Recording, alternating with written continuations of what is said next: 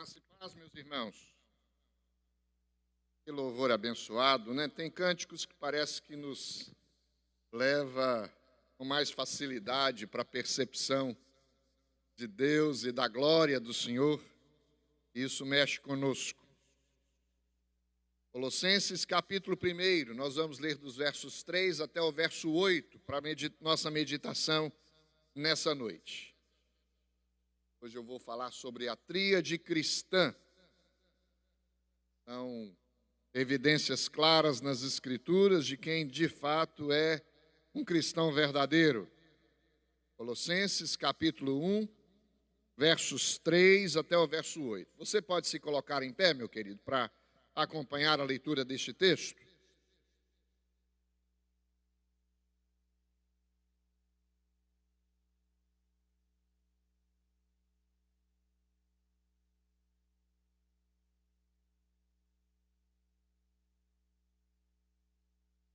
Nos diz assim a palavra do Senhor, a partir do versículo 3, Colossenses 1, verso 3.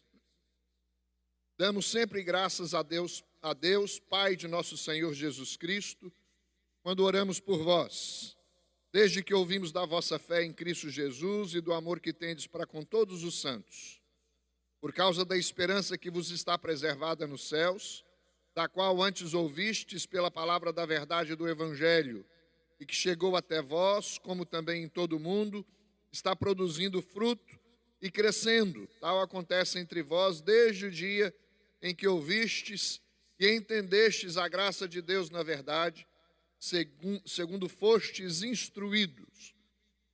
Por Epáfras, nosso amado conservo, e quanto a vós outros, fiel ministro de Cristo, o qual também nos relatou do vosso amor no Espírito.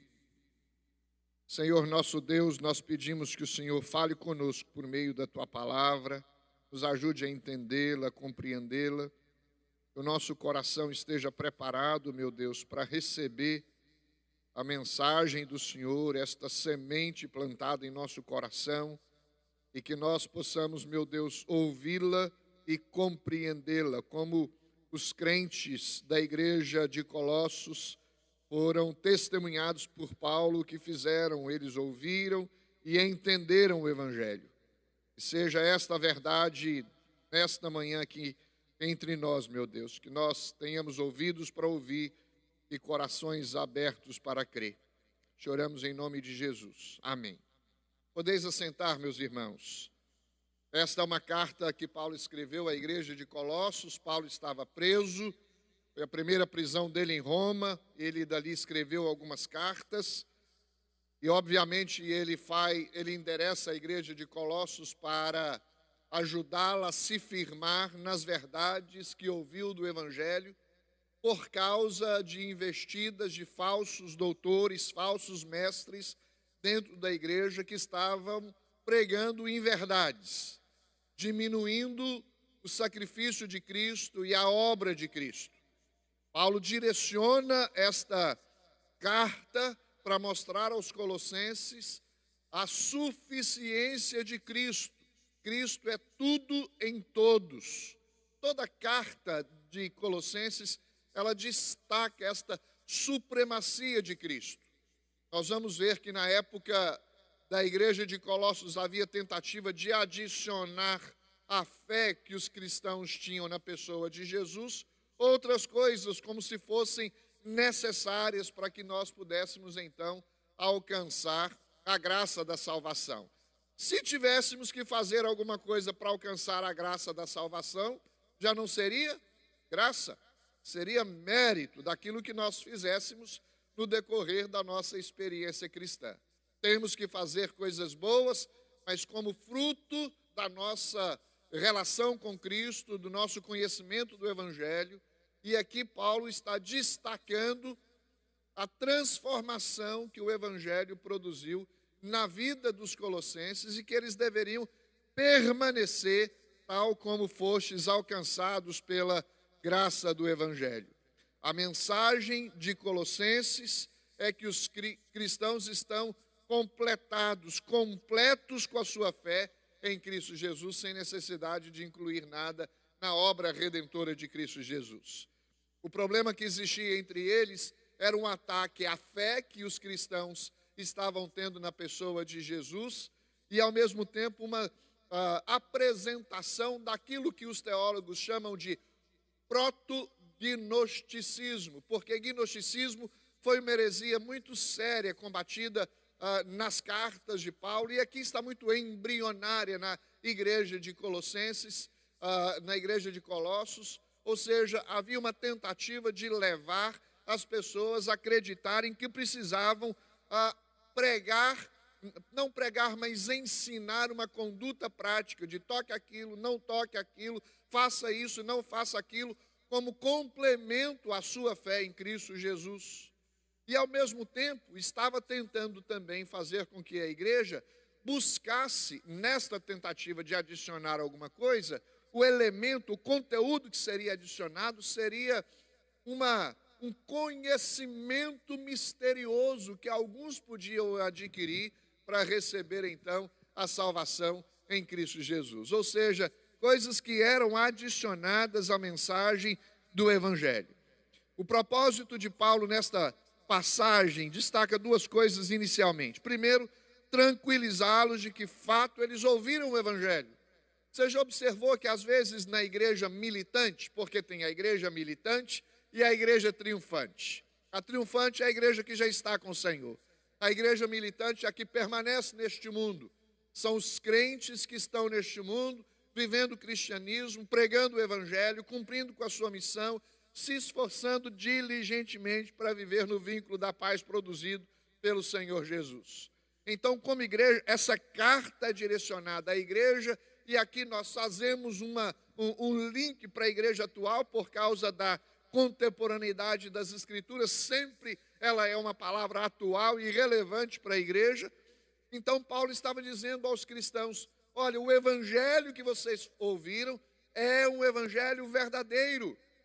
Vocês vão ver que a carta destaca depois a vida de Epáfras. Epáfras era o pastor dessa igreja. E Paulo está dizendo, o que ele pregou, o que ele ensinou, é verdade. Tranquilizem o coração de vocês. Não está faltando nada para que, então, aquilo que precisasse ser feito para a salvação de vocês, fosse feito. Jesus realizou. Jesus é o Evangelho, Jesus é a mensagem do Evangelho, e vocês creram em Cristo Jesus. Não precisam de outro Evangelho, não precisam de melhorar o Evangelho, não precisam de completar o Evangelho. Paulo disse em uma das suas cartas, se qualquer um vier e pregar o Evangelho além do que eu vos tenho pregado, seja esse o quê? Anátema. Ou seja, não é necessário adicionar ao Evangelho da graça qualquer outra coisa. O outro propósito da carta, além desse, de tranquilizar de que os cristãos ouviram o verdadeiro Evangelho, é confirmar a mensagem do pastor Epáfras, que trouxe para a vida deles. Se você observar, o verso 7 diz assim, segundo fostes instruídos por Epáfras.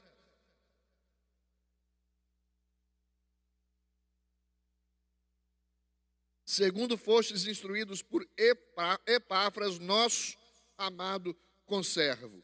Os falsos mestres não negavam a verdade do Evangelho, ou seja, aquilo que foi pregado é verdadeiro, mas estavam ensinando que faltava algo. Olha, vocês conhecem a Jesus, a obra de Cristo Jesus, vocês creram em Cristo Jesus, está tudo bem vocês fazerem isso, mas é preciso adicionar algo mais. O problema é que os gnósticos, ou estes que estavam embrionariamente já elaborando o gnosticismo, estavam incluindo Jesus no mesmo grau de que uma fé de que o ceticismo ou o misticismo estava ensinando, de que, por exemplo, os anjos, eles se importam conosco, eles cuidam dos astros, os astros então se organizam e faz bem àqueles que estão na terra, e pegam Jesus e colocam na mesma condição de um ser especial, como os anjos, mas que faltava na sua obra alguma coisa para completar o verdadeiro ou a condição para que as pessoas alcançassem a verdadeira salvação. Em outras palavras, diminuíam Cristo. Eles enfraqueciam a obra de Cristo. Eles não confiavam na suficiência de Cristo. Não entendia que Cristo era tudo em todos. Às vezes nós precisamos, às vezes não, sempre precisamos tomar o cuidado para não agirmos assim na nossa avaliação do comportamento ou da fé que os cristãos estão manifestando ou declarando na pessoa de Cristo Jesus. Talvez alguns de vocês também passaram por esta experiência. Teve uma época no Brasil onde houve um movimento chamado G12. Eram grupos que se organizavam, iam para um determinado lugar e ali eles tinham uma chamada experiência com Cristo. E quando a gente perguntava o que acontecia lá, eles só respondiam assim: é tremendo. Mas não falavam o que acontecia. Lembram disso? Um pastor chegou para mim uma vez e disse: você precisa levar a sua igreja no encontro. Eu falei assim: olha, eu não estou planejando fazer isso não, mas o que na verdade, qual a razão da insistência, desta ênfase? É porque, Éderson, a gente converte, mas precisa de alguma coisa a mais. Precisa de adicionar uma disposição, precisa ser, aí ele incluiu, ser batizado no Espírito Santo. E eu falei assim: olha, eu acredito que o batismo no Espírito Santo é aquilo que nós alcançamos quando o Senhor nos converte. Ele habita em nós pelo seu Espírito. E eles estavam dizendo exatamente isso: enquanto você não for ao encontro, você não é um verdadeiro cristão. Heresia. Pecado contra as Escrituras. Diminui a suficiência das Escrituras, o valor do Evangelho, o poder do Evangelho. E Paulo está preparando aqui, está ensinando os colossenses a se firmarem no Evangelho que eles estão ouvindo. Daí, uma responsabilidade pesa sobre os nossos ombros. Será que nós estamos ouvindo o verdadeiro Evangelho? Porque as pessoas dizem assim: pastor, não importa qual igreja a gente está indo, desde que esteja indo a uma igreja. Mas às vezes importa. Tem muitas igrejas que estão pregando coisas similares a estas heresias. Tem muitas igrejas que estão fugindo do Evangelho.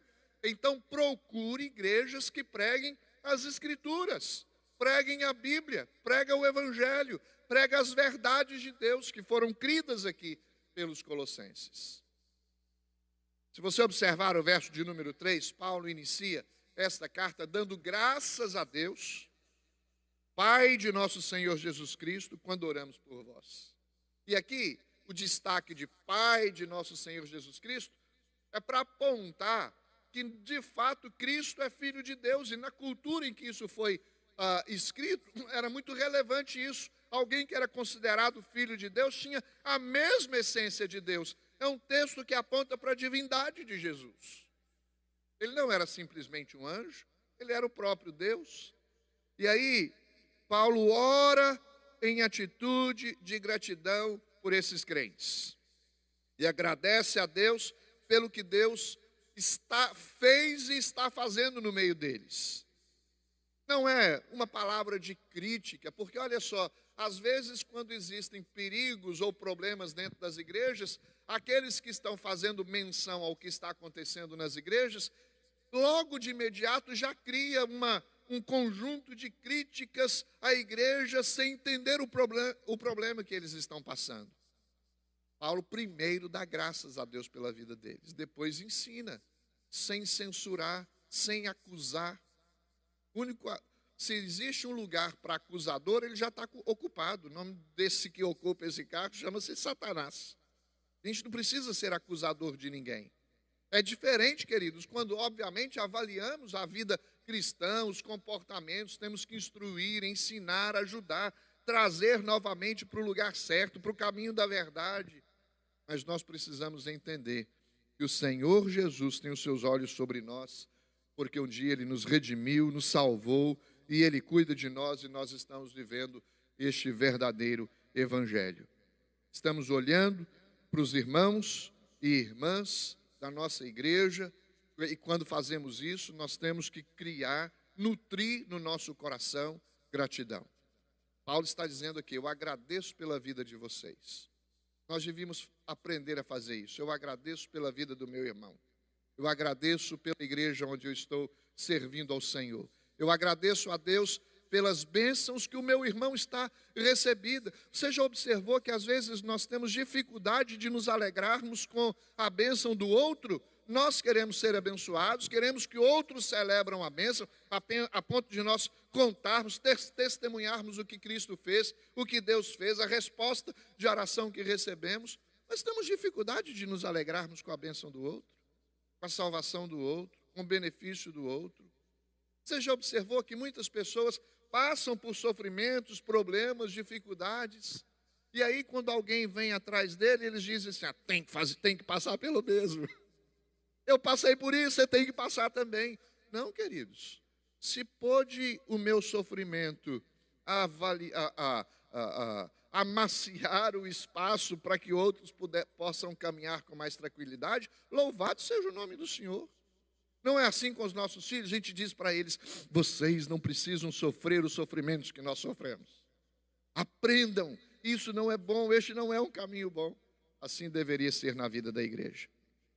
Então eu quero destacar como ênfase nesta mensagem a tríade da vida cristã. Porque se você tiver estas coisas na sua vida evidenciadas, pode-se de fato dizer que você é um cristão verdadeiro. Fé, amor e esperança. Vamos dizer juntos? Fé, amor e esperança. E aí, claro, eu vou colocar algumas coisas importantes aqui para que nós entendamos o que significa ter fé, o que significa praticar o amor e que esperança é essa que nós precisamos ter. São atitudes, além das atitudes de gratidão de Paulo, Paulo enfatiza a fé em Cristo, o amor para com todos os santos e a esperança que está preservada no céu. Olha o verso de número 4. Desde que ouvimos da vossa fé em Cristo Jesus e do amor que tendes para com todos os santos. E aí o verso 5 diz, por causa da esperança que vos está preservada no céu. As três coisas estão presentes aí. Não é possível dizer que é cristão de fato se essas coisas estão ausentes na sua vida. Se lhe falta fé, se lhe falta amor para com os santos, e aqui é o amor fraternal, Paulo está escrevendo para a igreja e falando do amor que uns devem ter para com os outros, e da esperança no céu que lhes está reservado. Se estas coisas não são evidentes na sua vida, você precisa avaliar o seu verdadeiro cristianismo, avaliar se de fato você está centrado na pessoa de Jesus. Paulo fala dessa tríade em outros lugares nas Escrituras, e apenas para citar, não vou citar todos os lugares, mas alguns onde estão presentes onde está presente essa tríade. Primeiro, 1 Coríntios 13, capítulo 13, verso 13, ele fala sobre o caminho sobre modo excelente. Eu passo a mostrar-vos um caminho sobre modo excelente. E aí ele fala do amor, e no final ele diz assim, agora, pois, permanecem a fé, a esperança e o amor. Estes três, porém, o maior deles é o amor. Em 1 Tessalonicenses, capítulo 1, verso 3, na introdução do capítulo 1, Paulo dá graças também pelos Tessalonicenses e menciona essa tríade cristã dizendo o seguinte, mencionando-vos em nossas orações e sem cessar, recordando-nos diante do nosso Deus e Pai, olha do que ele recorda, da operosidade da vossa fé, da abnegação do vosso amor e da firmeza da vossa esperança em nosso Senhor Jesus Cristo. E o último texto para destacar aqui outros lugares onde esta tríade está presente, 1 Tessalonicenses 5:8, nós, porém, que somos do dia, sejamos sóbrios, revestindo-nos da couraça da fé, do amor e tomando como capacete a esperança da salvação. Fé, amor e esperança precisam estar presentes na vida cristã. A ponto de Paulo, em suas cartas, destacar, colocar isto como ênfase. Ele está falando sobre qualidades, não que são naturais em nós, são qualidades que são plantadas em nós, colocadas em nós, somos revestidos dessas qualidades. Nós as temos porque cremos em Jesus. Nós somos cristãos de fato, moldados pelo Evangelho para sermos conformes à imagem de Cristo Jesus. Fé, esperança, amor são evidências da obra de Deus na vida de um homem. Que prova que eu tenho de que Deus existe, ou de que o Evangelho me alcançou e de que eu tive uma experiência espiritual transformadora? A prova é, eu vivi assim, agora eu vivo assim. Eu era um homem cedido aos ditames do mundo, às direções que essa sociedade maldita nos dá, mas hoje eu sou guiado pelo Espírito Santo de Deus. Essas evidências, fé, amor e esperança, são coisas concedidas por Deus a mim, por causa da obra do seu Filho, Jesus Cristo, realizada na cruz do Calvário. Essas qualidades evidenciam que Deus é poderoso para fazer de nós novas criaturas. E assim, se alguém está em Cristo, nova criatura é. Como que eu sei que alguém é uma nova criatura? Quando eu vejo na vida dele há evidências dessas qualidades. Ele tem um homem de fé, um homem que ama uns aos outros, um homem ou mulher, obviamente, que tem a esperança da vida eterna nos céus. Alguém que vive essas qualidades tem a evidência do poder de Deus na vida dele. E quando dizemos fé, nós não estamos falando de uma pessoa que tem propensão à fé. A fé é algo de Deus, é concedida por Deus, é dádiva de Deus. A Bíblia diz que a fé é um dom de Deus. Como que se chama a palavra dom em inglês? Você sabe? Gift. É um presente, é uma dádiva. É Deus quem nos dá. Nós temos a fé porque Deus nos a deu. Quando dizemos amor, não estamos falando simplesmente de uma afeição, dizendo que alguém é bonitinho, é legal, ele é bom para se relacionar. Pode ter muita gente, pessoas gentis, boas, mas nós estamos falando de um amor verdadeiro, fraternal. A palavra aí é ágape, o amor de relacionamento de uns para com os outros. É um amor que só pode ser conhecido e desfrutado no contexto de alguém que vive a vida cristã verdadeira, a vida cristã produzida pelo Senhor. Quando falamos de esperança, nós não estamos falando simplesmente de um pensamento positivo, otimista. Nós estamos falando que não importa o que acontecer conosco nesta vida, nós não desanimaremos, nossos olhos estarão fixos nos céus, no Senhor, na eternidade. O Espírito Santo trabalha essas coisas em nós. Paulo destaca nessa passagem: ouvimos falar da vossa fé em Cristo Jesus. Ora, Paulo estava testemunhando de que aqueles que estavam fazendo referência da igreja de Colossos, estava dizendo que eles creram de verdade. Uma igreja formada por gente crente, gente que ouviu do Evangelho, que entendeu o Evangelho, que viveu o Evangelho, que está trabalhando pela causa do Evangelho. Paulo, ao falar de fé, ele está falando de confiança em Cristo Jesus. Está falando de abnegação de amor. Está falando de firmeza da esperança. E olha que interessante, cada uma dessas qualidades tem um objeto. Por exemplo, Paulo está falando da fé que os colossenses tiveram. Mas fé em quê? Tem muita gente que diz aí, não importa em que se creia, desde que tenha fé. Ora, claro que importa. Se você crê no Buda achando que ele vai te salvar, você vai para o inferno. Porque Buda não salva ninguém, não salvou nem a si mesmo, está lá no túmulo. Jesus foi para o túmulo, mas ressuscitou. Ele vive pelos séculos dos séculos. Paulo dá graças a Deus pela fé que os colossenses têm E o texto destaca, em Cristo Jesus. Este é o objeto da nossa fé, deve ser o objeto da nossa fé. Em quem eu creio? Eu creio em Cristo Jesus. Se você observar, o amor também tem um objeto. Paulo está destacando aí, dou graças a Deus pelo vosso amor pelos santos, uns pelos outros, pela igreja. Este é o objeto do nosso amor, nosso irmão.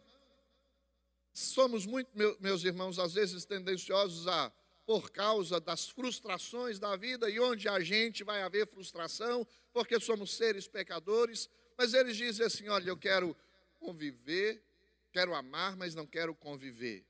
Ora, às vezes nós podemos estar criando no nosso coração uma hipocrisia. No fundo, nós odiamos, não queremos, nos afastamos, não nos importamos com o outro. Paulo está nos ensinando que devemos dar graças a Deus pela igreja que vive em amor. Ele está dizendo, eu dou graças a Deus pelo amor que vocês têm pelos santos. Amor verdadeiro, amor fiel, leal. Nós somos um grupo formados pelo vínculo da paz, pelo Espírito Santo de Deus. E nós precisamos viver em amor. Olhar um pelo outro e dizer, você é o objeto do meu amor. Amor não é simplesmente sentimentos, afeições, é uma decisão firme de considerar o outro como alguém a quem nós devemos amar. Qual é o objeto da esperança? O céu, a glória futura, a vida eterna. Se a minha esperança em Cristo se limitasse apenas a esta vida, eu seria o mais infeliz de todos os homens, disse Paulo. Avalie o seu coração. Onde está o seu coração? A Bíblia diz assim, onde está o teu tesouro, aí está o teu coração. Então, para você avaliar onde está o teu coração, comece a observar onde está o teu tesouro. O que você reconhece ou avalia como mais valioso na sua vida? Mais importante. Como que eu vou saber, pastor, o que é mais importante para a minha vida? Avalie as coisas nas quais você mais produz investimento. Em que é que você tem investido? Na vida terrena, querido? Ou no céu? Às vezes nós estamos sendo seduzidos pelo diabo para nos apegarmos às coisas deste mundo. Vida cristã é uma vida de desapego e apego. Mas desapego a quê? Desapego às coisas deste mundo. E apego às coisas espirituais. Nós temos que ter os olhos focados no Senhor. Paulo reconheceu e agradeceu pela fé que os colossenses tinham na pessoa de Cristo Jesus. Em segundo lugar, Paulo destaca o seu amor para com os santos. O que Paulo está ensinando aqui? Que o amor é uma autonegação que coloca o melhor interesse dos outros como prioridade em nossos relacionamentos com eles. Difícil, não é? Eu vou me relacionar com você e neste relacionamento todo o meu esforço é para que você se sinta bem. Para que meu interesse é seu. Meu desejo é que você encontre contentamento no nosso relacionamento. O que eu faço para demonstrar. Obviamente a gente demonstra afeição, carinho, afeto, mas nós precisamos saber qual a motivação disso. E a motivação deve ser o interesse pelo outro. É assim todo relacionamento. Você quer que o seu casamento vá bem? Comece a praticar o amor nessa perspectiva. Estou casado com você e neste relacionamento tudo que eu fizer será para, não o meu bem, para o seu bem. Às vezes nós encontramos os cristãos dizendo assim, não pastor, eu tenho direito de ser feliz. Claro que nós queremos ser felizes nos nossos relacionamentos, mas ninguém tem direito de nada.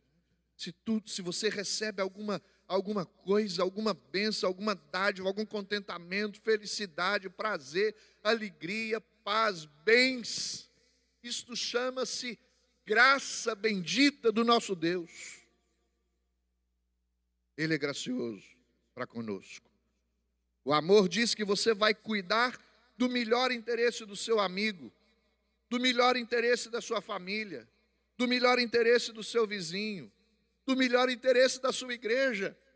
O amor age, o amor se importa, o amor intencionalmente te leva a pensar o que você pode fazer para o bem do outro.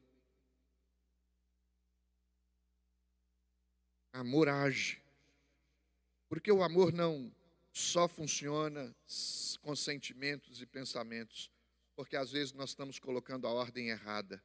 Eu vou amar para que eu possa ter os meus desejos satisfeitos.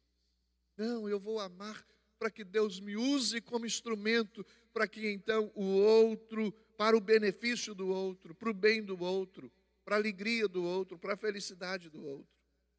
Aí você pensa assim, nós nos anulamos, pastor? Ora, amor é abnegação. Mas deixa eu dizer uma coisa para você. Se todo mundo pensa no amor, numa perspectiva correta, vai haver alguém na igreja que não seja amado? Claro que não. Se eu penso em você, você tem que escolher alguém para amar, não é? Pense em mim. Pense no outro. Pense no seu irmão, no seu vizinho, alguém que está do seu lado. Coloque em prática o seu amor.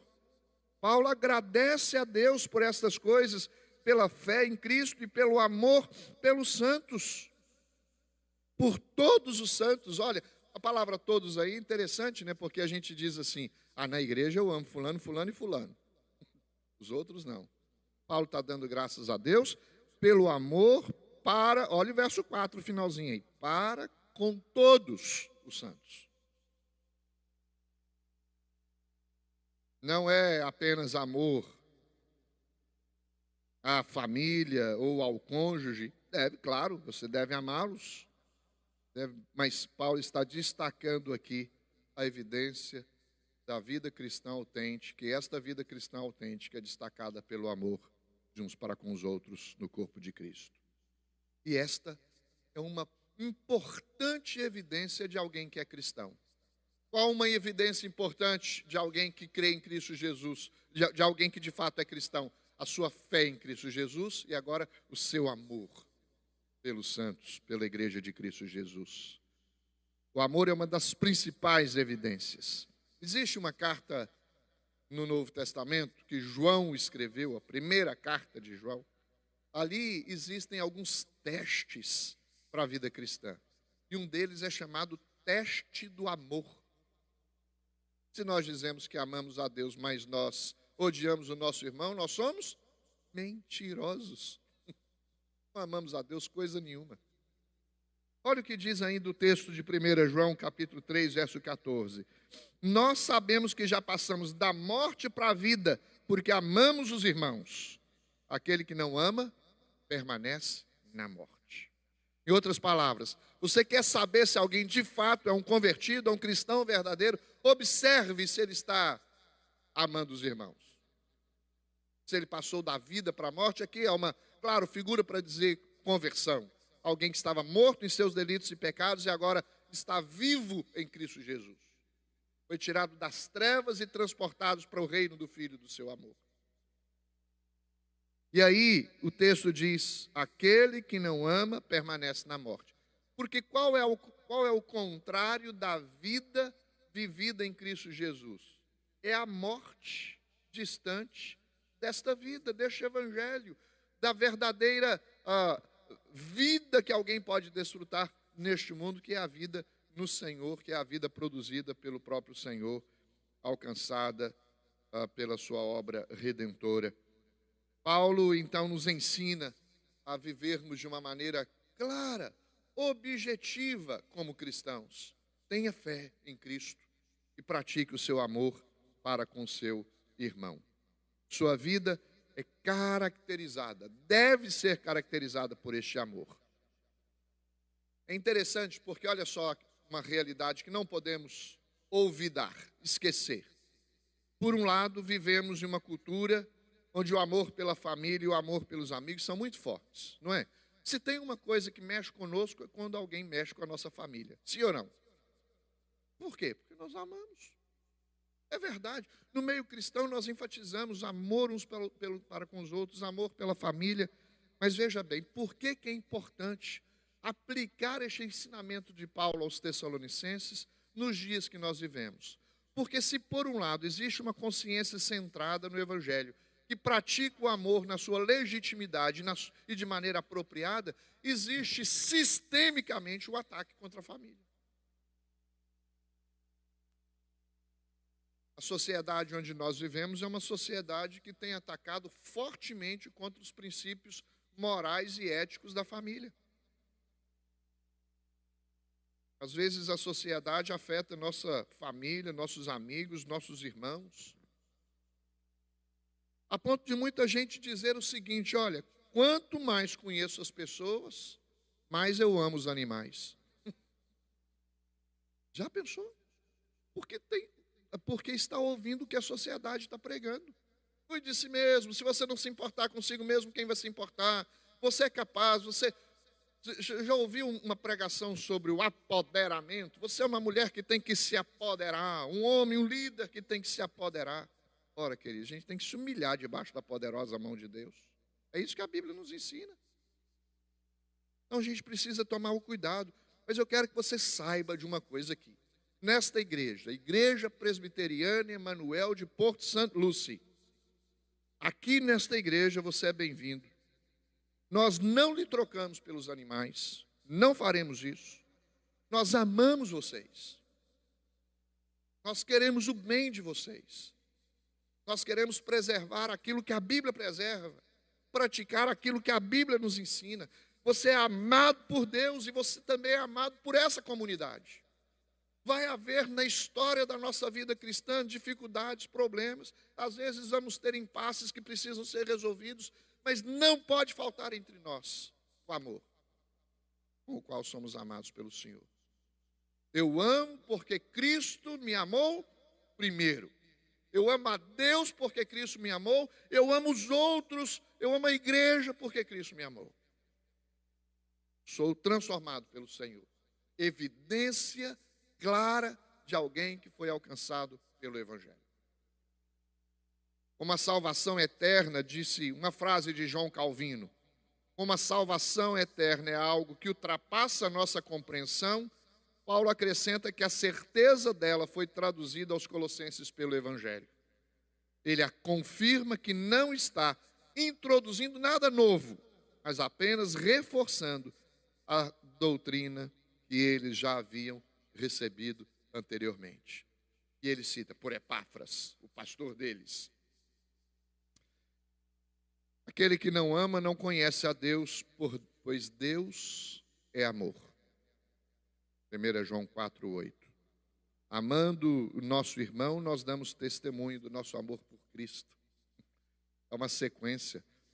Cremos em Cristo Jesus, e porque cremos, nós amamos.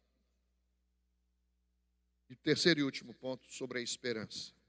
Fé em Cristo Jesus, amor para com os santos, esperança está reservada nos céus. Não é isso que diz o verso 5? Por causa da esperança que vos está preservada nos céus, da qual antes ouviste pela palavra da verdade do Evangelho. Observe aqui que Paulo diz que a esperança é a causa da fé e do amor. Aqueles que creem em Cristo e que vivem na dinâmica do amor, eles têm esperança do céu. Você pode não pensar talvez dessa forma. Pensar que a fé causa esperança. Mas é o contrário. Quando a esperança leva você a acreditar, a ter fé e a amar. Ela é a causa da fé e do amor. Espera o que a fé acredita. E ao esperá-la, permite que você acredite. Não procure experiências místicas, queridos. Cuidado. Muita gente acrescentando à sua fé obras meritórias.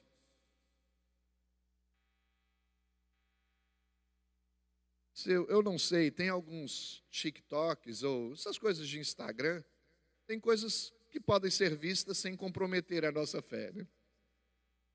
E um vídeo engraçado que eu assisti uma vez.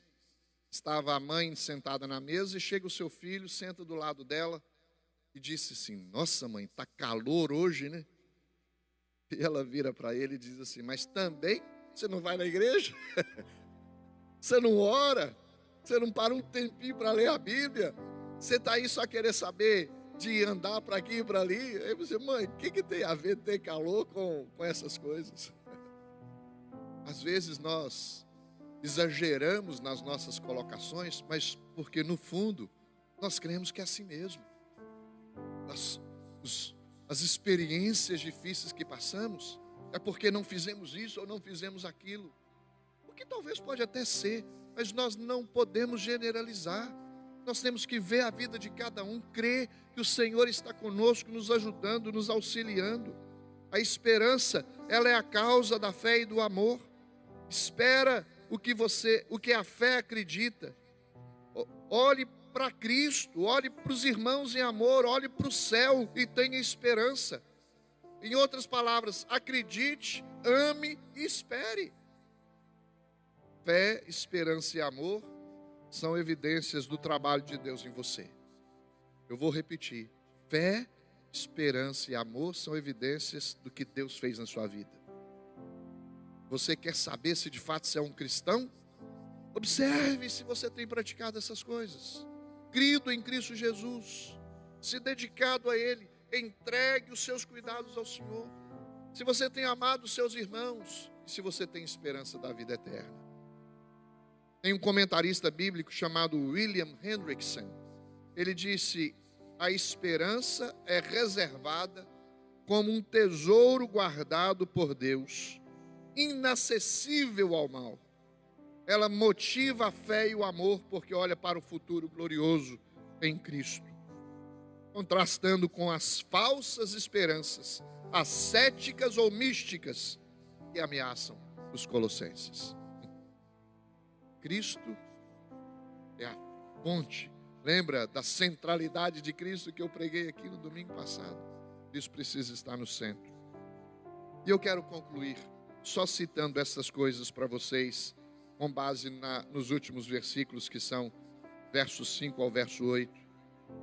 Uma vez que eles receberam a Cristo, estão vivendo o Evangelho, Paulo diz algumas coisas aqui. Primeiro, a palavra da verdade, ou seja, firme-se nessa palavra.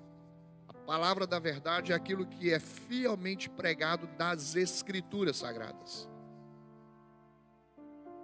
Você ouviu a palavra da verdade, o Evangelho.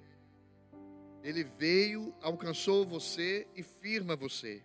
A segunda coisa, o mistério revelado. Não existe um novo mistério ou mistério desconhecido que você precisa conhecer para que então você seja salvo. Não, o mistério foi revelado na obra de Jesus. Todas as nações, povo de toda língua, tribo e nação, pode conhecer o Evangelho. Porque o texto diz que esse Evangelho foi conhecido e espalhado por todo o mundo. Não só os colossenses, mas todo mundo. Todo mundo conhece o Evangelho. Está aí neste texto. Essa palavra da verdade está em todo mundo. Não que as pessoas do mundo todo se convertam ao Evangelho, mas pessoas de todo mundo conhecem o Evangelho. O mundo inteiro conhece a palavra do Evangelho. Está espalhada em toda parte. Terceira coisa, a eficácia do Evangelho. O texto diz assim: Paulo dá graças a Deus porque eles estão produzindo frutos e crescendo. Alguém que vive na prática da fé, do amor e da esperança, produz frutos, meus irmãos. Vão ser usados por Deus. Não precisa ninguém dizer que achou a chave mágica para fazer o Evangelho funcionar. O Evangelho funciona por si mesmo. Porque na sua vida, o Evangelho verdadeiro, ensinado e crido por você, necessariamente você vai produzir frutos. E vai crescer na graça e no conhecimento do Senhor. Quarto lugar, Epáfras foi fiel à sua pregação. O verso 7 diz: segundo fostes instruídos por Epáfras, servo fiel, meu conservo. O que nós precisamos aprender com isso aqui? Que Paulo está destacando a pregação que é fiel, o pregador que é fiel. a mensagem anunciada fielmente. E eles não podiam fugir disso. E nós temos a responsabilidade de saber o que nós temos ouvido. Qual é a pregação que nós estamos dando ouvido? Tem muita gente que fala muito bem, mas são poucos os que pregam bem. Porque prega bem aqui não estou falando de eloquência, não. Estou falando de fidelidade às Escrituras. Quinto lugar, os colossenses entenderam o Evangelho. Não seja enganado por ninguém dizendo que você precisa de um ensino novo, de um aprimoramento, de um adicionamento ao que você creu.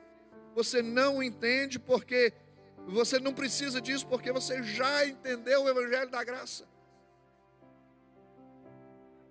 Paulo, conversando com os discípulos, estava dizendo a eles que a eles foi revelado, foi destacado, eles compreenderam. O seu entendimento foi aberto para compreender o Evangelho. Lídia, quando foi convertida, a Bíblia diz que Deus lhes abriu o coração para entender o Evangelho. Se aqui Paulo está destacando a fé dos colossenses, é porque Deus lhes deu o entendimento. Lá em Hebreus tem um texto que diz: não há quem entenda, quem busca a Deus. Pode ser o maior intelectual deste mundo. Ele precisa da graça transformadora do Espírito Santo e regeneradora do coração manifestado na sua vida. E então aí sim ele vai. Pode ser culto, pode ser indouto, pode ser de outra nacionalidade, pode ser homem, mulher, criança, jovem, não importa. Se o Espírito Santo alcança, você vai entender o Evangelho como ele de fato é. Você já conheceu pessoas que depois de convertido dizia o seguinte: é que eu não vi isso antes. É porque Deus lhes abriu o coração. Eu quero fazer uma pergunta para você. Você acredita nesse testemunho de Paulo, dado dos filipenses, de que eles estavam vivendo uma fé verdadeira em Cristo, amando os irmãos e tendo esperança dos céus? Você tem experimentado isso na sua vida? Isso tem funcionado para você? Se sim é a sua resposta, cultive isso no seu coração. Se a sua resposta é não, venha para Cristo. Ele vai dar uma nova perspectiva a você, uma nova vida. O fato de nós identificarmos falhas não implica que nós precisamos continuar vivendo assim.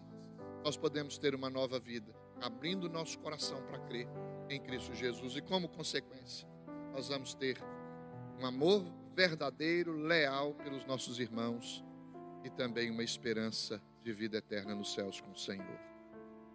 Amém, irmãos? Que Deus te abençoe, em nome de Jesus.